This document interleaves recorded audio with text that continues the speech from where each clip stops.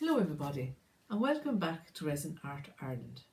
You saw in my first video where we sanded down this piece in order to get rid of some blemishes, and in the second video how we used the flood coat in order to cover up those blemishes and make the piece absolutely perfect. Before I do the big reveal, I would like to just share with you two little tricks which are helpful when you're using resin. And the first one is on the back of your piece to tape it with painter's tape, and you make sure that it's well adhered to the back, and it helps when these strips form. They're much easier to get off with the tape. So you just put on the tape and then you just tear off the tape.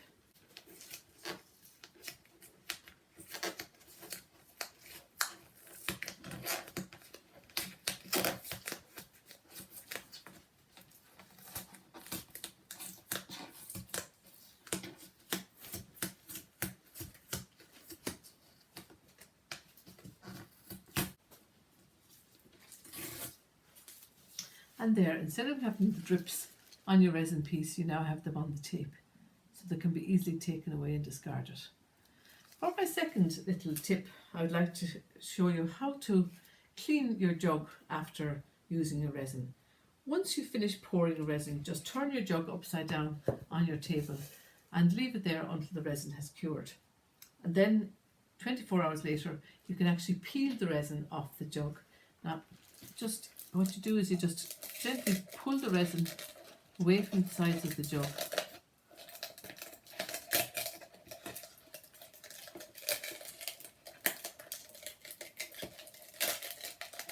And the resin comes out all in one piece, which means that all you have to do is wash your jug in hot soapy water and it's ready to use the next time.